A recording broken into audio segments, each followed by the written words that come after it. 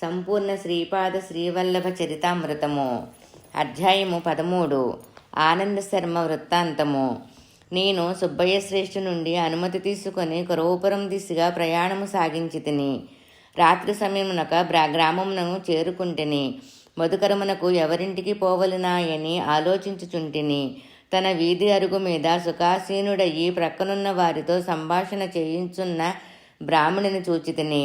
అతని కన్నులు తేజస్వంతములై ఉండెను. కనుల నిండుగా కరుణారసము చిప్పిల్లుచుండెను.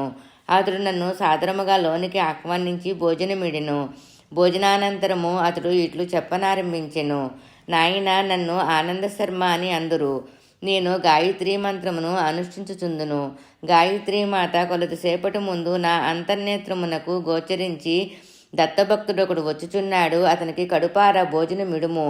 దత్తప్రభువును దర్శించినంతనే నీకు పుణ్యము లభించును అని చెప్పినది. ఆమె చెప్పిన ప్రకారమే జరిగినది. కడుంగుడు సంతసము. అంతటా నేను ఇట్లంటిని, అయ్యా, నేను దత్తభక్తుడనే. దత్తప్రభువుల వారు ప్రస్తుతము భూలోకములో శ్రీపాద శ్రీవల్లభ నామరూపములతో వ్యవహరించుచున్నారని విని వారి దర్శనార్థము కరోపురమునకు పోవుచుంటిని. నా పేరు శంకరం భట్టు. నేను కర్ణాటక బ్రాహ్మణుడను. కణ్వ మహర్షి ఆశ్రమ వివరణ. నా మాటలను విని ఆనంద శర్మ నవ్వుకొనెను. అయ్యా, మా నాయన నాకు ఉపనయనము చేయు సమయమున మా ఇంటికి అవధూత ఒకరు వచ్చిరి. మా ఇంటివారు అతనికి సకల పరిచర్యలు చేసిరి. అతడు గాయత్రి మంత్రానుష్ఠానమునకు సంబంధించిన అనేక విషయములను తెలియచేసెను. బృహత్శిల కోన పెంచల కోనలో గల నృసింహదేవుని దర్శించమని ఆదేశించెను. మా నాయన నన్ను పెంచల కోనకు తీసుకొని పోయెను. అచట నృసింహదేవుని దర్శనానంతరము తలవని తలుంపుగా మా నాయన ధ్యానస్థుడయ్యెను. ఆ ధ్యానము రెయ్యింబవలు సాగెను. నాకు భయము వేసినది, ఆకలి వేసినది. ఎవరో ఆగంతకుడు నాకు భోజనమిడిను. నన్ను తీసుకొని దుర్గమములైన అడవిదారి వెంట కొండగుహలోనికి తీసుకొని పోయెను. తర్వాత అతడు అంతర్హితుడయ్యెను. ఆ గుహలో ఒకానొక వృద్ధ తపస్విని చూచితిని. అతని కన్నులు ప్రచండ అగ్నిగోళముల వలె నుండెను. అతడు 101 మంది ఋషులచే సేవింపబడుచుండెను. ఆ వృద్ధ తపస్వి తాను స్వయముగా కణ్వ మహర్షిననియు అనేక వేల సంవత్సరముల వయసు కలవారనియు అవధూత రూపమున శ్రీ దత్తప్రభువు దర్శనము వలన మహాపుణ్యము పొందిన కారణమున మా ఈ తపోభూమికి రాగలుగుట సంభవించిననియు తెలిపెను. నాకు సంభ్రమాశ్చర్యములు కలిగి నోటమాట రాదాయెను. శరీరము వణుకుచుండెను. అంతటా కణ్వ యోగేంద్రులిట్లనిరి, ప్రస్తుతము దత్తప్రభువులు పీఠికాపురమున శ్రీపాద శ్రీవల్లభ రూపమున నున్నారు. మమ్ములను దయతో కనిపెట్టి చూడవలసినదని ప్రభువునకు మా విన్నపముగా తెలియచేయుము. నీకు శీఘ్రముగా శ్రీపాద శ్రీవల్లభ పాదుకా దర్శనము కలుగుగాక అని ఆశీర్వదించి నా శిరస్సుపై తమ దివ్యహస్తములు నుంచిరి. నేను క్షణకాలములో మా నాయన వద్ద నుంటిని. మా నాయన ప్రకృతిస్థుడైన తదుపరి మేమిరువురము మా స్వగృహమునకు విచ్చేసితిమి. నాకు కన్య మహర్షి ఆశ్రమములో కలిగిన అనుభవమును దత్తప్రభువు యొక్క నవావతారము పీఠికాపురములో ఉన్నదనిడి విషయమును మా నాయనకు కూడా తెలియచేయలేదు. రాజమహేంద్రవరము దగ్గర పట్టిసాచాల పుణ్యక్షేత్రము. కాలము గడుచుచుండెను. కణ్వ మహర్షి ఆశీర్వాద ప్రభావము వలన నాకు ధ్యానములో తరచూ పాదుకా దర్శనము అగుచుండెను. ఒక పర్యాయము మా ఇంటికి కొందరు బంధువులు వచ్చిరి. వారికి పుణ్యనదులందు స్నానములు ఆచరించి పుణ్యక్షేత్రమును సందర్శింప అభిలాష కలిగెను. వారు మా నాయనను కూడా తమతో రమ్మనరి. అప్పటికి నా వయసు 10 సంవత్సరములు. మా నాయనకు నా యందు ప్రీతిమెండు. తనతో నన్ను కూడా రమ్మనెను. నేను వల్లి అంటిని. రాజమహేంద్రవరము గోదావరి నది ఒడ్డున కల పట్టణము, మహాపుణ్యక్షేత్రము. రాజమహేంద్రవరమునకు ఉత్తర దిశలో నుండిన కొండల మీద ఋషులు కొందరు తపస్సు చేసుకునివారు. తూర్పు దిశలో నుండిన కొండల మీద మరికొంతమంది ఋషులు తపస్సు చేసుకునివారు. రాజమహేంద్రవరమునకు అనితి దూరమునున్న పట్టసాచల పుణ్యక్షేత్రము గోదావరి నది మధ్యస్థమై ఉన్నది. మహాశివరాత్రికి ఈ ఋషీశ్వరుల్లో కొంతమంది పట్టసాచలములోను మరికొంతమంది ఋషీశ్వరులు రాజమహేంద్రవరమునందలి కోటిలింగ క్షేత్రమునందును వేదస్వస్తి చెప్పువారు. ఈ ఋషీశ్వరులు పరస్పరము మధ్య మార్గముగా తూర్పు నుండి వచ్చువారు. పశ్చిమము నుండి వచ్చువారు, ఉత్తరము నుండి వచ్చువారు, దక్షిణము నుండి వచ్చువారు ఎదురులపల్లి అను గ్రామమున కలుసుకొనువారు. ఈ ఎదురులపల్లి గ్రామమునకు అత్యంత సామీప్యమై ఉన్న మునికూడలి గ్రామమున విశ్రమించి పరస్పరము చర్చలు చేసుకొనువారు. నా అదృష్టవశమున మా నాయనతో కలిసి నేను మునికూడలి గ్రామమును దర్శించగలిగితిని.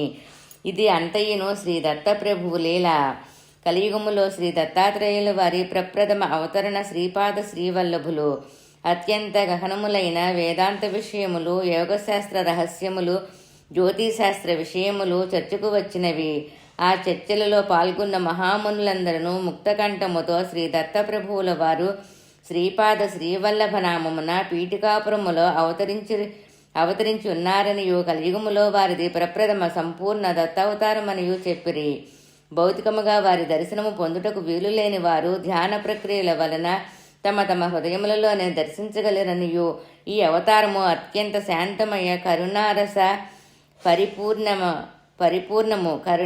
పరిపూర్ణము అనియు చెప్పిరి. అంతటా మా నాయన నన్ను తీసుకొని పీఠికాపురమునకు తీసుకొని వెళ్ళినారు.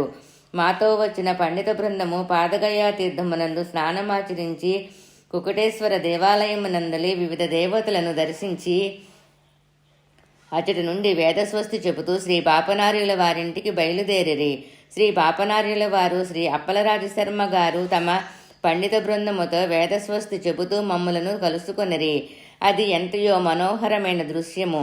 అటువంటి దివ్య భవ్య దృశ్యములను చూచుటకు కూడా పూర్వజన్మములోని సుకృత విశేషమున కానీ పొందలేని విషయము. శ్రీపాదులు వారి దివ్యమంగళ స్వరూప వర్ణన. మాకు అందరకును శ్రీ పాపనార్యుల ఇంట విందు భోజనములు ఏర్పాటు చేయబడినది. అప్పటికి శ్రీపాద శ్రీవల్లభుల వారి వయసు 5 సంవత్సరములు మించిలేదు. పాలుగారు పసి వయసునందున్న ఆ దివ్య శిశువు అత్యంత తేజోవంతుడు, వర్చస్వి, బహురూపసి, ఆజానబాహువుడు. వారి నేత్రద్వయము నుండి అనంతమైన ప్రేమ, కరుణ మహాప్రవాహముగా బయలువెడుచుండెను. నేను వారి శ్రీపాదములను సృశించి వారు తమ అభయహస్తమును నా తలపై నుంచిరి. జన్మ జన్మాంతరములందును నా అనుగ్రహము నీపై ఉండును. నీవు నా కడపటి జన్మమునందు వెంకయ్య నామముతో అవధూతవయ్యి నిరతాగ్నిహోత్రువయ్యి అకాలము సంభవించినప్పుడు వర్షములను కురిపింప సమర్థుడువయ్యి సంసారిక జనులు ఇతిబాధలను తీర్చు సమర్థుడువయ్యి వెలుగొందువుగాక అని ఆశీర్వదించిరి. అంతటా వారిని నేను ఇట్లంటిని. శ్రీపాదులు వారి లీలలు ఆలకించుకొలదని చిత్ర విచిత్రములుగా నున్నవి. గాయత్రీ మంత్ర సాధనలలోని రహస్యములను ఎరిగింప ప్రార్థన. గాయత్రీ మంత్ర సర్వాక్షర మహిమా వర్ణన. ఆనంద శర్మ ఇట్లు వివరించెను. గాయత్రి శక్తి విశ్వవ్యాప్తి శక్తి. ఆ శక్తితో సంబంధమును స్థాపించుకొని ఎడల సూక్ష్మ ప్రకృతి స్వాధీనమగును. దాని వలన భౌతికము, మానసికము, ఆత్మకు సంబంధించిన క్షేత్రములలోని అన్ని సంపత్తులను పొంద వీలు కలుగును. శరీరమునందలి విభిన్న అంగముల నుండి నాడులు శరీరమందంతటను వ్యాపించియుండును. కొన్ని నాడులు కలిసిన ఎడల గ్రంథి అని పిలువబడును. మానవ శరీరమునందలి వివిధ గ్రంథులయందు వివిధ శక్తులు నిబడీకృతమయ్యి ఉండును.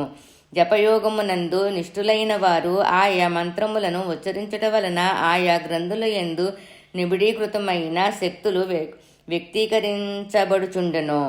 ఓం అను దానిని ఉచ్చరించినప్పుడు శిరసు పైన 6 అంగుళముల ప్రాంతమునందును, భూహ అను దానిని ఉచ్చరించినప్పుడు కుడి కన్నునకు పైన 4 అంగుళముల ప్రాంతమునందును, భూవ అను దానిని ఉచ్చరించినప్పుడు మానవుని త్రినేత్రము పైన 3 అంగుళములు ప్రాంతమునందును, స్వాహ అను దానిని ఉచ్చరించినప్పుడు ఎడమ కన్నునకు పైన 4 అంగుళముల ప్రాంతమునందును శక్తి జాగృతమగును.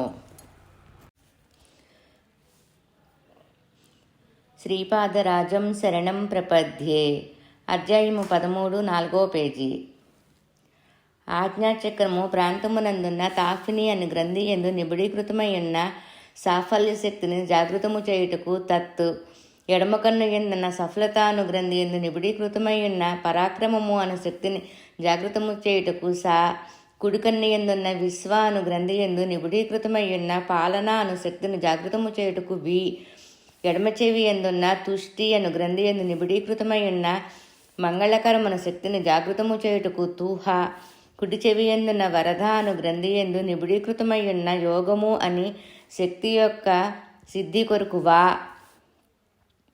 నాసికామూలమునందున్న రేవతి అను గ్రంథి ఎందు నిబిడీకృతమయ్యున్న ప్రేమ అను శక్తి యొక్క సిద్ధి కొరకు రే, పై పెదవి ఎందున్న సూక్ష్మ అను గ్రంథి ఎందు నిబిడీకృతమయ్యున్న ఘన అను సంజ్ఞగల శక్తిని జాగృతము చేయుటకు ని, క్రింది పెదవి ఎందున్న జ్ఞాన అను గ్రంథి ఎందు నిబిడీకృతమయ్యున్న తేజము అను శక్తిని జాగృతము చేయుటకు ఎం, కంఠమునందున్న భర్గ అను గ్రంథి ఎందు నిబిడీకృతమయ్యున్న రక్షణ అను శక్తిని జాగృతము చేయుటకు భర్, కంఠకూపమునందున్న గోమతి అను గ్రంథి ఎందు నిబిడీకృతమయ్యున్న బుద్ధి అను శక్తి యొక్క సిద్ధి కొరకు గో, ఎడమవైపు ఛాతీ యొక్క అగ్రభాగమునందున్న దేవిక అను గ్రంథి ఎందు నిబిడీకృతమయ్యున్న దమనము అను శక్తిని జాగృతము చేయుటకు దే, కుడివైపు ఛాతీ యొక్క అగ్రభాగమునందున్న వారాహి అను గ్రంథి ఎందు నిబిడీకృతమయ్యున్న నిష్ఠ అను శక్తి యొక్క సిద్ధి కొరకు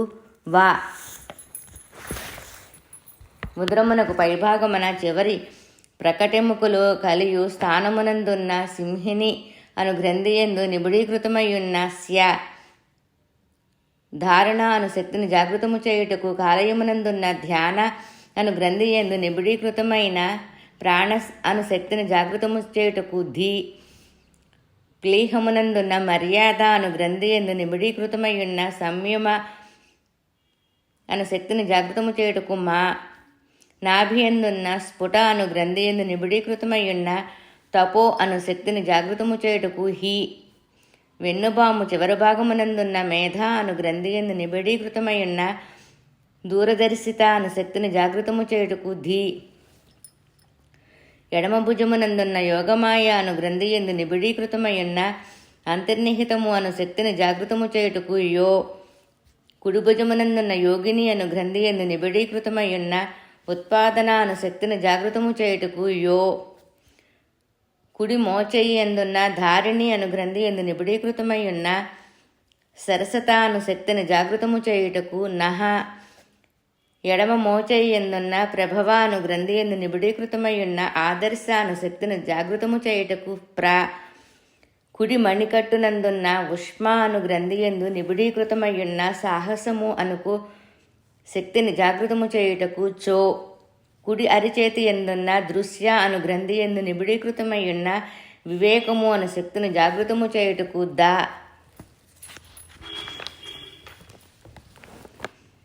ఎడమ అరిచేతి ఎందున్న నిరంజన అను గ్రంథి ఎందు నిబిడీకృతమయ్యున్న సేవ అను శక్తిని జాగృతము చేయుటకు యాత్ అని వానిని ఉచ్చరించవలెను. శ్రీపాదరాజం శరణం ప్రపద్యే. 13వ అధ్యాయము 6వ పేజీ.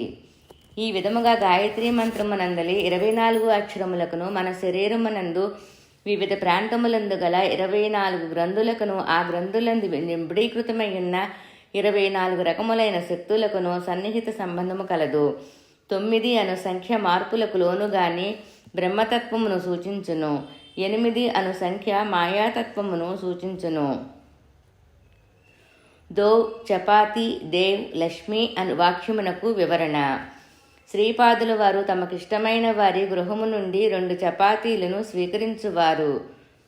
వారు దో, చపాతి, దేవ్, లక్ష్మి అని పిలుచుటకు బదులు దో, చౌపతి, దేవ్, లక్ష్మి అని పిలుచువారు. దో అనునది 2 సంఖ్యను, చౌ అనునది 4 సంఖ్యను.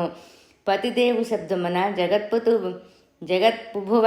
జగత్ప్రభువైన పరమేశ్వరుని 9 సంఖ్య సూచింపగా, లక్ష్మీ శబ్దము మాయాస్వరూపమైన 8 సంఖ్యను సూచించుచున్నది. అందువలన 2, 4, 9, 8 అను సంఖ్య ఒక వింత సంఖ్య అయి ఉన్నది.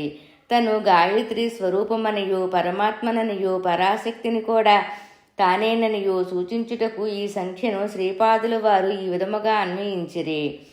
అంతటా నేను ఇట్లంటిని, అయ్యా, గాయత్రీ మంత్రములోని 24 అక్షరముల గురించి మీరు చెప్పినది కొంత అవగతమైనది. అయితే 9 అను సంఖ్య పరమాత్మ స్వరూపం అంటిరి, 8 అనునది మాయా స్వరూపం అంటిరి. ఇది నాకంతగా అవగతము కాలేదు. 9వ సంఖ్య వివరణ. అంతటా ఆనంద శర్మ ఇట్లు నుడివెను. నాయన శంకరం భట్టు, పరమాత్మ ఈ విశ్వమునకు అతీతుడు. అతడు ఎటువంటి మార్పులకును లోను కానివాడు. 9 అనున్నది ఒక విచిత్ర సంఖ్య. 9ని 1 చేత గుణింపగా 9 వచ్చును.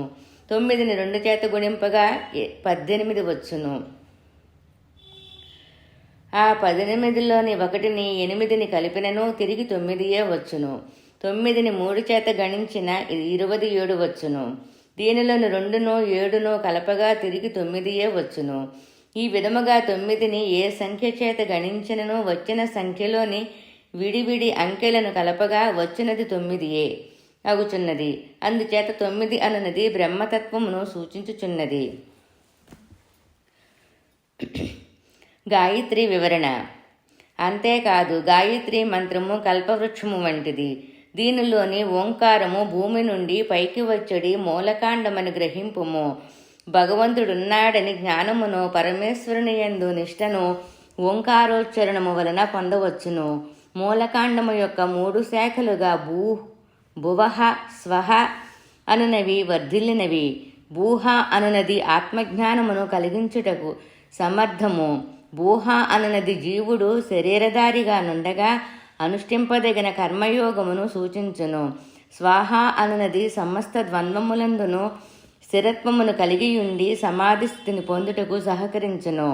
భూహ అను శాఖ నుండి తత్, సవితుః, వరేణ్యం అను 3 ఉపశాఖలు ఉద్భవించినవి. తత్ అనునది శరీరధారికి జీవన విజ్ఞానము కలిగించుటకును, సవితుః అనునది శరీరధారికి శక్తిని సముపార్జనము చేయుటకును, వరేణ్యం అనునది మానవుడు తన జంతుధర్మములను అతిక్రమించి దివ్యుడుగా మార్పు నొందుటకును సహకరించును. భువః అను శాఖ నుండి భర్గో దేవస్య ధీమహి అను 3 ఉపశాఖలు ఉద్భవించినవి. భర్గో అనునది నిర్మలతత్వము పెంపొందించును. దేవస్య అనునది దేవతలకు మాత్రమే సాధ్యమైన దివ్య దృష్టిని కలిగించును. ధీమహి అనునది సద్గుణములను పెంపొందించును. స్వాహ అను శాఖ నుండి ధియో యోనః ప్రచోదయాత్ అను 3 ఉపశాఖలు ఉద్భవించినవి. ధియో అనునది వివేకమును, యోనః అనునది సంయమమును, ప్రచోదయాత్ అనునది సేవాభావమును సమస్త జీవరాశుల యందును పెంపొందించుటకు సహకరించును. అందుచేత గాయత్రి కల్పవృక్షమునకు 3 శాఖలను, ఒక్కొక్క శాఖకు 3 ఉపశాఖలను కలవని నీకు అవగతమైనది కదా. అందుచేత 2, 4, 9, 8 అనున్నది శ్రీపాదులు వారిని సూచించే సంఖ్య. దానిలో 9 అను దాని గురించి నీకు వివరించి తిని. అష్టమ సంఖ్య వివరణ. 8 అను సంఖ్య మాయాస్వరూపము. ఇది అనఘామాత తత్వము. 8 అను సంఖ్య మాయాస్వరూపము. ఇది అనఘామాత తత్వము. 8 1 గుణించిన 8 వచ్చును. 8 2 చేత గుణించిన 16 వచ్చును. దీనిలోని 1ని 6ను కలిపిన 7 వచ్చును. ఇది 8 కంటే తక్కువ. 8ని 3 చేత గుణించిన 24 వచ్చును. దీనిలోని 2ను 4ను కలిపిన 6 వచ్చును. ఇది 7 కంటేను తక్కువ. ఈ రకముగా సృష్టిలోని సమస్త జీవరాశులలోని శక్తులను హరింపచేయు తత్వము జగన్మాత యందు కలదు. ఎవడు ఎంత గొప్పవాడైనను వానిని తక్కువగా చేసి చూపగల శక్తి మాయా స్వరూపమునకున్నది. శ్రీపాద శ్రీవల్లభులు గాయత్రీమాత స్వరూపము. వారు అనగాదేవి సమేత శ్రీదత్తులు. వారిని మనోవాక్కాయ కర్మలచే ఆరాధించు వారికి సమస్త అభిష్టములు సిద్ధించును. గాయత్రీమాత యందు ప్రాప్తకాలమున హంసరూఢ అయిన బ్రాహ్మీ శక్తి, మధ్యాహ్న కాలమందు గరుడారూఢు అయిన వైష్ణవీ శక్తి, సాయం సమయమునందు వృషభారూఢ అయిన శాంభవీ శక్తియు నుండును. గాయత్రి మంత్రాధిష్టాన దేవత సవితాదేవి. త్రేతాయుగములో శ్రీ పీఠికాపురం మందు భరద్వాజ మహర్షి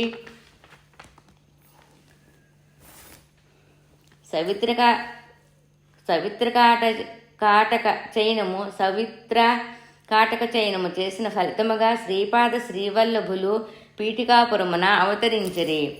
సవితాదేవత ప్రాప్తకాలమందు ఋగ్వేద రూపముగా నుండును. మధ్యాహ్న కాలమందు యజుర్వేద రూపముగా నుండును. సాయంకాలమందు సామవేద రూపముగా నుండును. రాత్రికాలమందు అధర్వణ వేద రూపముగా నుండును. మనకు కంటికి కనిపించు సూర్యుడు కేవలం ఒక ప్రతీక మాత్రమే. యోగులు మహోన్నత స్థితిని పొందున్నప్పుడు త్రిగుణాకారమున మహాజ్వాలమానముగా ప్రకాశించు బ్రహ్మయోనిని దర్శింపగలరు. దీని నుండి కోటానుకోట్ల బ్రహ్మాండములు ప్రతి క్షణము ఉద్భవించుచుండును, ప్రతి క్షణమునందును సంరక్షింపబడుచుండును, ప్రతి క్షణమునందును విద్వాంసము కావించబడుచుండును. ఈ విధముగా ప్రతి క్షణమందును సృష్టి స్థితి లయములు కావింపబడుచుండును. అసంఖ్యాకమైన ఈ ఖగోళములన్నిటినీ సృష్టి స్థితి లయములు గావించు సవితాశక్తికే సావిత్రి అని పేరు. అయితే గాయత్రియు సావిత్రియు అభిన్న స్వరూపములు. శవములను కాల్చుటకు ఉపయోగించు అగ్నిని లోహిత అని పిలిచెదరు. భోజన పదార్థములను తయారు చేసుకొనుటకు ఉపయోగించు అగ్నిని రోహిత అని పిలిచెదరు. అదే విధముగా పరాస్థాయిలో గాయత్రిగా, అపరస్థాయిలో సావిత్రిగా ఒకే మహాశక్తి వ్యవహరించుచున్నది. జీవరాశుల పరిణామ క్రమములో ఇహలోక సంబంధమైన అవసరములు ఎన్నో కలవు. అవి అన్నియు సావిత్రీమాత అనుగ్రహము వలన సిద్ధించును. జీవరాశులకు ఆధ్యాత్మకోన్నతి గాయత్రీమాత అనుగ్రహము వలన సిద్ధించును. ఇహలోకమునందు సకల సుఖభోగములను అనుభవించుటకును, పరలోకమునందు విముక్తి స్థితి యందు దివ్యానందమును అనుభవించుటకును సమన్వయము కావలసి ఉన్నది. శ్రీపాదులు శ్రీ చరణాశ్రితులకు ఇహపరలాభములు రెండునూ సిద్ధించును. తక్కిన దేవతారాధనలకును శ్రీ దత్తారాధనమునకును గల వ్యత్యాసము ఇదియే. నాకు శ్రీ ఆనంద శర్మ మహాశయులు సెలవిచ్చినది ఎంతయో అపూర్వముగా నుండెను. అంతటా నేను ఇట్లాంటిని, మహానుభావ, మీరెంతయో ధన్యులు. శ్రీపాదులు వారు శ్రీ నృసింహ సరస్వతి అవతారము ధరించిదరని వింటిని. ఆ అవతారములో శ్రీకృష్ణ సరస్వతి అను వారిని గురువులుగా స్వీకరించిదరని వింటిని. అది ఏమి విచిత్రము! శ్రీ ఆనంద శర్మ ఇటు చెప్పసాగిను. భగవంతుని అవతారము వచ్చినదే భక్తుల కొరకు. మానవ రూపమును ధరించి వచ్చినప్పుడు ఉత్కృష్ట మానవుడు ఏ విధముగా నుండవలనో ఆచరించి బోధించును. సన్యాసాశ్రమమున ఉద్ధరింపవలసి ఉన్నది. తను సన్యాసి కావలనన్న తనకు కూడా ఒక గురువు కావలెను. ఆ గురువు బహుయోగ్యుడై ఉండవలెను. సాక్షాత్తు అవతార పురుషునికి గురువు కాగల యోగ్యత కోటిలో ఏ ఒక్కరికో ఉండును. అవతార పురుషుడు జన్మించిన వంశములో 80 తరముల వారు అవతరించెదరు. ఆ వంశమునందు విశేష పుణ్యము రాసులుగా పడి ఉండవలెను. అదే విధముగా అవతార పురుషునకు గురువుగా నుండి వ్యక్తి వంశము కూడా పరమ పవిత్రముగా నుండవలెను. తాటాంకపురమున తణుకు వాజపేయజుల వారి వంశమునందు మాయనాచార్యుడను మహనీయుడు జన్మించెను. అతని భార్య పేరు శ్రీమతి. వారు పుణ్య దంపతులు. శ్రీపాదరాజం శరణం ప్రపద్యే 13వ అధ్యాయము 9వ పేజీ. వారు ధర్మిల నందికొట్కూరు ప్రాంతములందలి మంగళాపురమునందు జీవించసాగిరి. వారికి మాధవుడు, సాయనుడు, భోగినాథుడను వారు జన్మించిరి. సనాతన ధర్మమును ఉద్ధరించుటకు మాధవుడు విద్యారణ్యుడైనాడు. మహాతపసంపన్నులైన బాపనార్యులు సూర్యమండలము నుండి శ్రీశైల మల్లికార్జున లింగమునందు శక్తిపాతమునరించరి. వాస్తవమునకు శ్రీదత్తుల వారు శ్రీచరణములు శ్రీపర్వతముపై అవతరించినవి. శ్రీపాదుల వారి శ్రీచరణములు శ్రీపర్వతముపై అవతరించుట ఎంతయో అద్భుతమైన విషయము. పర్వతము పేరు శ్రీ, దత్తప్రభువు చరణములు శ్రీచరణములు. ఈ నవావతారమునకు శ్రీపాద శ్రీవల్లభ నామము ఎంతయో తగియున్నది. బాపనార్యుల వారి వంశమునకును మాయనాచార్యుల వారి వంశమునకును ఎన్నియో తరములు నుండి సంబంధ బాంధవ్యములు కలవు. మల్లాది వారింట ఆడబడుచు జన్మించిన వాజపేయుల వారి కోడలనియు, వాజపేయుల వారింట ఆడబడుచు జన్మించిన మల్లాది వారి కోడలనియు చమత్కారముగా అనుకొనిడవారు. అయితే బాపనార్యులు తమ కుమార్తె సకల సౌభాగ్యవతి సుమతీ మహారాణిని వాజపేయుల వారింటి కోడలుగా చేయలేదు. విధి ప్రేరితులయ్యి అగోచారమైన దివ్య సంకల్పము వలన గండికోట అప్పలరాజు శర్మ గారికిచ్చి వివాహము చేసిరి. సాక్షాత్తు దత్తప్రభువులు శ్రీపాద శ్రీవల్లభులుగా జన్మించి తమ మాతామహులతో రక్త సంబంధము కలిగిన వాజపేయాజులు వారిని కూడా తరింపచేయదలిచి మాధవాచార్యుని తన వద్దకు ఆకర్షించరి. మాధవాచార్యుల వారికి శ్రీపాదుల వారి యందు వాత్సల్య భావము పెళ్లిబీకినది. మాధవాచార్యులు విద్యారణ్య మహర్షిగా పరిణామము చెందిరి.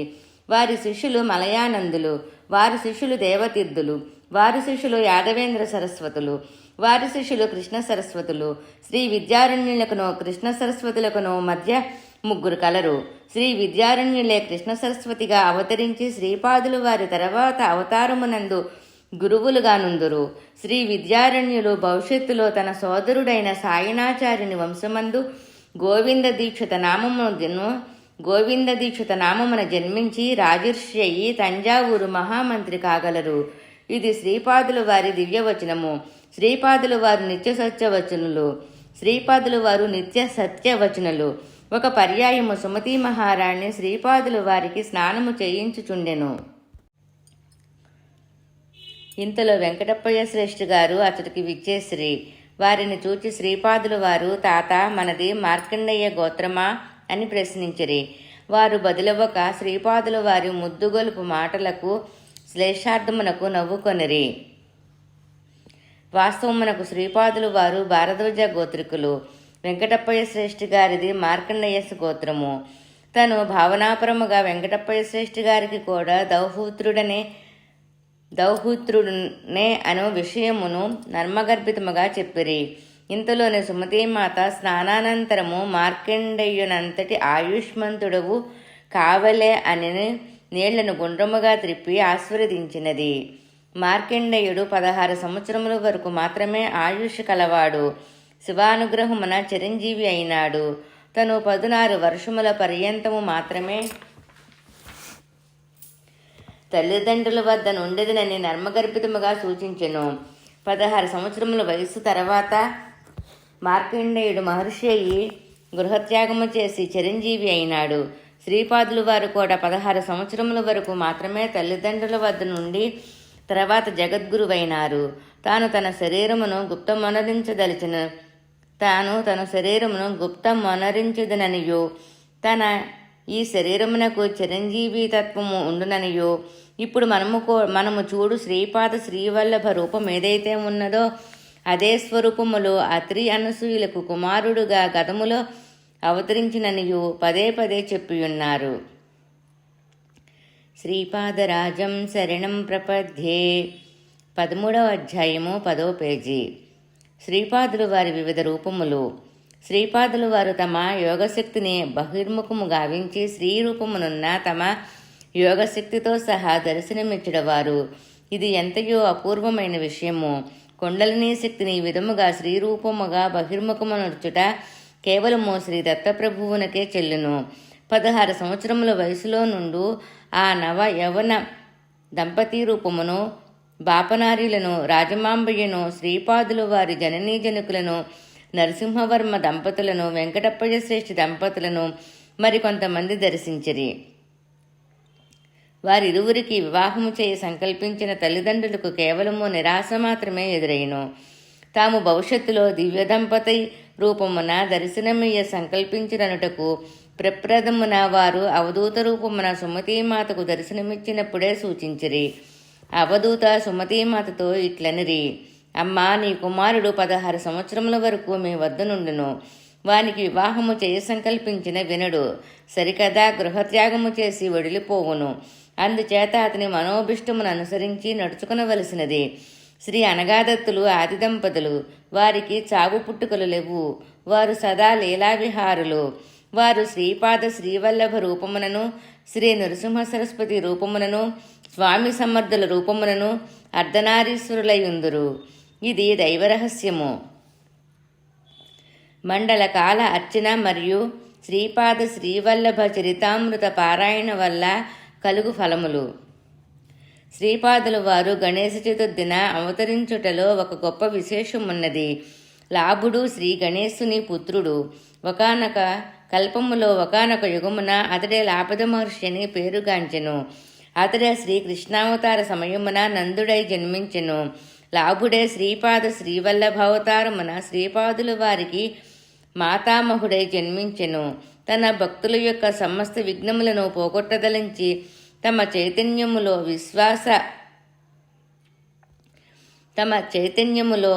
విఘ్నేశతత్వమును స్థిరముగా నిలుపుకొని శ్రీపాదులు అవతరించిరి. వారు చిత్తా నక్షత్రమునందు అవతరించిరి. దీనికి 27వ నక్షత్రమైన హస్తా నక్షత్రమందు కురవపురమున వారు అదృశ్యులైరి. తమ జాతకము ప్రకారము 27 నక్షత్రములందును సంచరించు నవగ్రహములు వలన కలుగు అనిష్ట ఫలములు తొలగిపోవుట శ్రీపాదుల వారి భక్తులు మండల దీక్షను వహించవలెను. ఒక మండలము శ్రద్ధాభక్తులతో శ్రీపాదులు వారిని అర్చించినా లేదా వారి దివ్యచరిత్రను పారాయణము చేసినను సర్వాభిష్టములు సిద్ధించును. మనోబుద్ధి చిత్తాహంకారములు ఒక్కొక్కటి దశ దిశలలో తమ స్పందనలను ప్రకంపనలను వెలువరించుచుండును. అనగా వాటి ప్రకంపనలు విడివిడిగా 40 దిశలలో వెలువడుచుండెను. ఈ 40 దిశలలోని ప్రకంపనలు అరికట్టి శ్రీపాదులు వారి వైపు మళ్లించిన అవి శ్రీపాద శ్రీవల్లభ చైతన్యమును చేరును.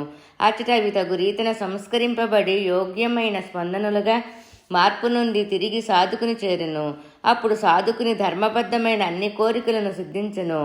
నాయనా శంకరం భట్టు, నీవు శ్రీపాదులు వారి చరితమును లిఖింపగలవని అంతర్దృష్టితో తెలుసుకుంటుని. లోకముల వ్యవహారములనున్న పారాయణ గ్రంథములలో రచయిత యొక్క వంశావళి వివిధ స్తోత్రములు వగైరా ఉండును. నీవు వ్రాయు ప్రభు చరిత్రమున నీ వంశావళి వర్ణనము అనవసరము. ప్రభువులను ధ్యానించి నీ అంతర్నేత్రములో శ్రీపాదులు వారిని నిలుపుకొని అందరికి నీ సులభముగా అర్థమగు రీతిలో రచింపుము. అప్పుడు శ్రీపాదులు వారి చైతన్యము నీ లేఖిని నుండి ఏది వెలువరించినా అది మాత్రమే సత్యము కాగలదు. ఆ రకమైన స్ఫూర్తిలో వ్రాయబడు గ్రంథములకు కానీ ఉచ్చరింపబడు మంత్రములకు కానీ చందోబద్ధత ఉండవలసిన అవసరము లేదు. కొంతమంది మహాభక్తులు తమకు దైవ సాక్షాత్కారమైనప్పుడు వారి స్థానిక భాషలో వ్యవహారికములలోని పదములలో స్తోత్రము చేసిరి. వారు సాధారణ వ్యాకరణ నిబంధనలను కూడా అతిక్రమించిరి. అయినను ఆ స్తోత్రములను ఆ విధముగానే పఠింపవలెను. చందోబద్ధముగా నుండవలెను కదా అని మార్పు చేసినచో అనుకున్న ఫలము లభింపదు. భక్తుని యొక్క ఏ పదజాలములో భగవానుడు సంతుష్టుడై వరములిచ్చునో ఆ పదములలో భగవానుని అనుగ్రహ శక్తి ఉండును. ఆయా పదములతో కూడిన స్తోత్రములను మనము పఠించున్నప్పుడు మన చైతన్యము తొందరగా భగవత్ చైతన్యమునకు సామీప్యములో నుండును. భగవానుడు భావప్రియుడు కానీ బాహ్యప్రియుడు కాడు. భావనానున్నది శాశ్వతమైన శక్తి. ఈ విషయమును గమనింపుము అని చెప్పెను. అంతటా నేను ఇట్లంటిని, అయ్యా, భోజనానంతరము సద్గురుని గూర్చిన గోష్ఠి ఎంతయో ముదావహము. ఇంకను శ్రీపాదులు వారి అవతార విశేషములను తెలియచేసి నన్ను కృతార్థిని చెయ్య ప్రార్థన. ఆనంద శర్మ ఇట్లు పలికిను. శ్రీపాదులు వారు మల్లాది వారికిని పైండ వారికిని వత్సవాయి వారికిని కూడా చాలా సన్నిహితమైన భాష చేత వెల్లడి చేయుటకు వీలు కాని రుణానుబంధము కలవారు. ఆ 3 కుటుంబముల వారికిని పుణ్యబలమెంతో ఉన్నది. పుణ్యబలమెంతో ఉన్నది. అందువలననే తన తండ్రి శ్రీపాదులు అభిప్రాయపడిరి. శ్రీపాదుని అభిష్టము మేరకు పండగ పబ్బములందే కాక ఇతర సమయములందు కూడా అప్పలరాజు శర్మ దంపతులు తమ సంతానంతో సహా మల్లాది వారింటికిని వెంకటప్పయ్య శ్రేష్ఠి గారింటికిని వత్సవాయి వారింటికిని యథేచ్ఛముగా పోయిడవారు. వెంకటప్పయ్య శ్రేష్ఠి గారు ఒకానొక పండగ రోజున అప్పలరాజు శర్మ దంపతులను తమ ఇంటికి ఆహ్వానించిరి. శ్రీపాదుల వారిని తమ ఒడిలో కూర్చోబెట్టుకొని తూగుటుయ్యాలలో శ్రీ వెంకటప్పయ్య శ్రేష్ఠి గారు ఊగుచుండిరి. ఆ రోజు శ్రేష్ఠి గారంతయో గంభీరముగా నుండిరి. దానికి కారణమున్నది. పీఠికాపురములో ఒక ప్రసిద్ధుడైన జ్యోతిష్కుడు ఉండేవాడు. అతడు ఓండ్రదేశమునకు పోయి జ్యోతిష్యమునను అభ్యసించెను. అతడు చెప్పిన జ్యోతిష్యము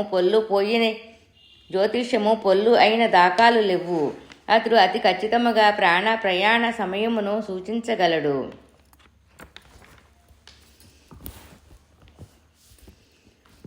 శ్రీపాదరాజం శరణం ప్రపద్యే 13వ అధ్యాయము 12వ పేజీ.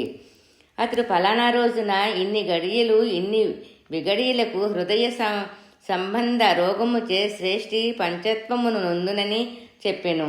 కొన్ని ఔషధ మొక్కలకు, గ్రహములకు, నక్షత్రములకు, కొన్ని పవిత్ర వృక్షములకు, యోగ ప్రక్రియలకు సన్నిహిత సంబంధం కలదనియు, తనకు ఔషధ రాజమును తాయెత్తును ఇచ్చిదననియు, దాని వలన అపమృత్యు దోషము హరించుననియు, అప్పలరాజు శర్మను వదిలి తనను తమలో కుల పురోహితునిగా చేసుకొనవలసిననియు చెప్పెను.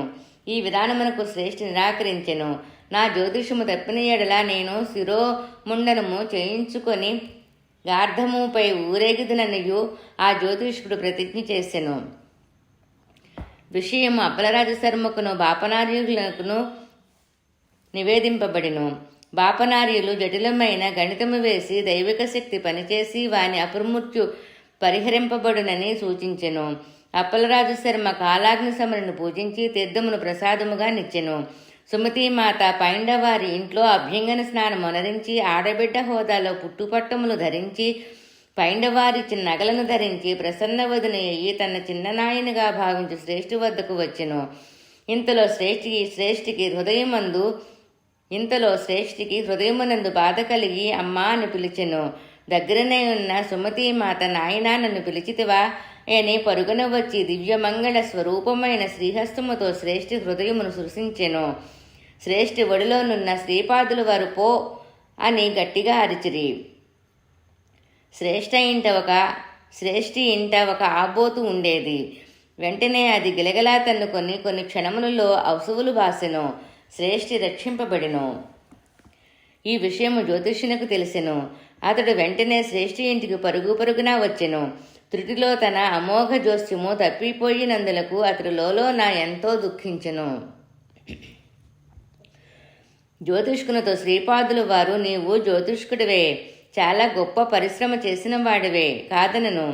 జ్యోతిష్యులన్నిటికీ జ్యోతినైన నేనుండగా శ్రేష్ఠికి మృత్యుభయమేలా? నీవు శిరోముండనము చేయించుకొని గార్ధముపై ఊరేగనక్కరలేదు. నీవు పశ్చాత్తాపతప్తుడువైన చాలును. నీ తండ్రి తను జీవించుచుండగా శ్రేష్ఠి వద్ద అప్పు తీసుకొనెను. అతడు ఆ అప్పును తీర్చివేసిదనని అబద్ధమాడెను. ఆ అబద్ధము కూడా గాయత్రి సాక్షిగా చెప్పెను. దాని ఫలితముగా మీ తండ్రి శ్రేష్ఠ ఇంట ఆబోతుగా జన్మించెను. శ్రేష్ఠి ధర్మాత్ముడు కనుక ఆ ఆబోతునకు సమృద్ధిగా మేత పెట్టుచుండెను. హీన జన్మనుందిన నీ తండ్రికి ఉత్తమ జన్మను నేను ప్రసాదించితిని. అపమృత్యువాత పడనున్న శ్రేష్ఠి యొక్క కర్మఫలమును ఆబోతునకు బదలాయించితిని. నీవు ఈ ఆబోతునకు దహన సంస్కారములను అనుసరించి అన్నదానము చెయ్యుము. నీ తండ్రికున్న కర్మఫలము నశించును, ఉత్తమగతి కలుగును అని పలికిరి. శ్రీపాదుల వారి ఈ వచనముల ప్రకారమే ఆ జ్యోతిష్కుడు నడుచుకొనెను. నాయన శంకరం భట్టు, శ్రీపాదులు వారు అనేక పద్ధతులలో ప్రాణరక్షణ చేసేదను. ఒక్కొక్క పర్యాయము రాబోవు జన్మల్లోని కొంత ఆయుష్ను తగ్గించి ఈ జన్మలో ఆయుష్ను పెంచగలరు, లేదా కర్మఫలములను బదలాయించు పద్ధతిలో శ్రేష్ఠికి జరిగినట్లు చేయగలరు. శ్రేయోభిలాషి అయిన ఒకని ఆయుష్ నుండి ఆ వ్యక్తికి ఆయుష్ పెంచగలరు. అసాధారణ పద్ధతిలో మృత్యువునే శాసించి ఆయుర్దాయును నీయగలరు. శరీరములో తరుగుదలను పెరుగుదలను నిలుపుదల చేసి యోగి ప్రాణశక్తిని తన అదుపులో ఉంచుకొనును. శ్రీపాదులు యోగ సంపూర్ణ అవతారులు. శ్రీపాదరాజం శరణం ప్రపద్యే 13వ అధ్యాయము 13వ పేజీ. వారికి అసాధ్యమనున్నది లేదు. ఉచ్ఛ్వాస నిశ్వాసములు గతిని విచ్ఛేదనం చేయుట వలన ముక్తిని సాధించుట సులభతరము. క్రియాయోగి తన ప్రాణశక్తిని ఆజ్ఞ, విశుద్ధ, అనాహిత, మణిపూర, స్వాదిష్టాన, మూలాధార చక్రములను చుట్టి పైనుండి క్రిందికి, క్రింది నుండి పైకి పరిభ్రమించినట్లు చేస్తాడు. ఒక్క క్రియకు పట్టే కాలము 1 సంవత్సరములో జరిగే ప్రకృతి సహజమైన ఆధ్యాత్మిక వికాసమునకు సమానమవుతుంది. నాయన, అహోరాత్రములోని 3వ వంతు సమయములో 1000 క్రియలు జరిగితే కేవలం 3 సంవత్సరముల కాలములో సహజ ప్రకృతి ద్వారా 10 లక్షల సంవత్సరములలో వచ్చే పరిణామం వస్తుంది. పురాణములలో అనేక 1000 సంవత్సరములు తపస్సు చేసిన యోగుల గురించి చెప్పేటప్పుడు ఆ కాలం సహజంగా ప్రకృతికి పట్టే పరిణామకాలమని అర్థం చేసుకోవాలి. అంటే ఆయా యోగులకి పట్టే వాస్తవ కాలం వేరుగాను, ఆ పరిణామం ప్రకృతి సిద్ధంగా రావడానికి పట్టే కాలం వేరుగాను అర్థం చేసుకోవాలి. బ్రహ్మదేవుడు ప్రతి జీవికి ఆయుర్దాయాన్ని ఇచ్చి శ్వాస ప్రశ్వాసులను నిర్ధారిస్తాడు. అంతేకాని ఇన్ని సంవత్సరాలుగా నిర్ణయించడు. క్రోధం, ఆవేశం వంటి దుర్లక్షణాలు ఉన్నప్పుడు శ్వాస ఎక్కువగా ఖర్చవుతుంది. తద్వారా ఆయుర్దాయం తగ్గుతుంది. మనశ్చాంచల్యం కలిగిన కోతి చాలా ఎక్కువ శ్వాసలు తీసుకుంటుంది. 300 సంవత్సరాలు జీవించగలిగే తాబేలు ఒక నిర్దిష్ట కాలంలో కోతి తీసుకునే శ్వాసలలో 8వ వంతు మాత్రమే ఒక నిర్దిష్ట కాలంలో తీసుకుంటుంది. ఆనంద శర్మ సద్గోష్ఠి వలన నేనెంతో జ్ఞానవంతుడును అయినాను. ఉదయాన్నే కాలకృత్యాలను తీర్చుకొని ఆనంద శర్మ అనుజ్ఞ తీసుకొని శ్రీపాద శ్రీవల్లభుల దర్శనార్థం కురవపురం వైపుకు బయలుదేరితిని. శ్రీపాద శ్రీవల్లభులకు జయము జయము. 13వ అధ్యాయము సంపూర్ణం.